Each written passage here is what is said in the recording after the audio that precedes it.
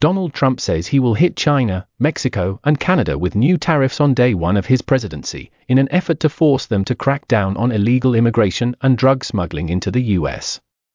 The president-elect said that immediately after his inauguration on the 20th of January he will sign an executive order imposing a 25% tariff on all goods coming from Mexico and Canada. He also said an additional 10% tariff will be levied on China until the government there blocks smuggling of the synthetic opioid fentanyl from the country. If Trump follows through with the threats, it will mark a major escalation in tensions with America's three biggest trading partners.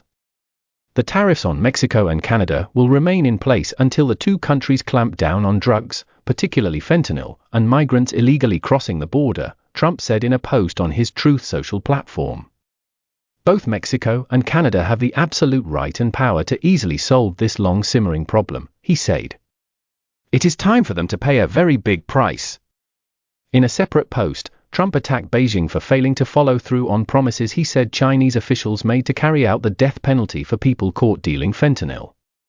A spokesperson for the Chinese embassy in Washington told the BBC the idea of China knowingly allowing fentanyl precursors to flow into the United States runs completely counter to facts and reality.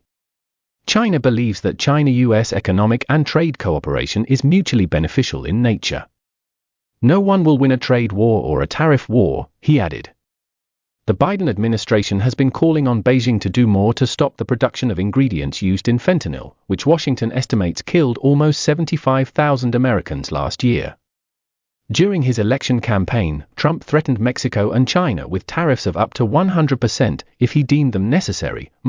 Trump has also said he will end China's most favored nation trading status with the U.S., the most advantageous terms Washington offers on tariffs and other restrictions. Tariffs are a central part of Trump's economic vision. He sees them as a way of growing the U.S. economy, protecting jobs, and raising tax revenue. He has previously claimed that these taxes are not going to be a cost to you, it's a cost to another country. This is almost universally regarded by economists as misleading. It's clearly consistent with his promise that he made during the campaign to utilize tariffs as a weapon to accomplish many of his policy initiatives, Stephen Roach, senior fellow at the Paul Tsai China Center of Yale Law School told the BBC's Business Today program. Trump's pick for Treasury Secretary, Scott Bessent, has previously suggested that the president-elect's threats to impose major tariff hikes were part of his negotiating strategy. My general view is that at the end of the day, he's a free trader, Bessent said of Trump in an interview with the Financial Times before he was nominated for the role.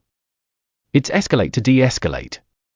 It comes as the Chinese economy is in a significantly more vulnerable position than it was during the previous Trump presidency.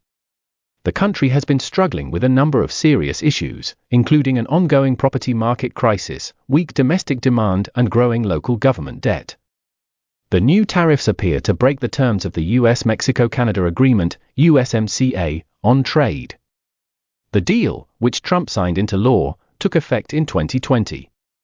It continued a largely duty-free trading relationship between the three neighboring countries. After Trump made his tariff threat, he discussed trade and border security with Canada's Prime Minister Justin Trudeau, according to the Reuters news agency. Mexico's finance ministry said, Mexico is the United States' top trade partner, and the USMCA provides a framework of certainty.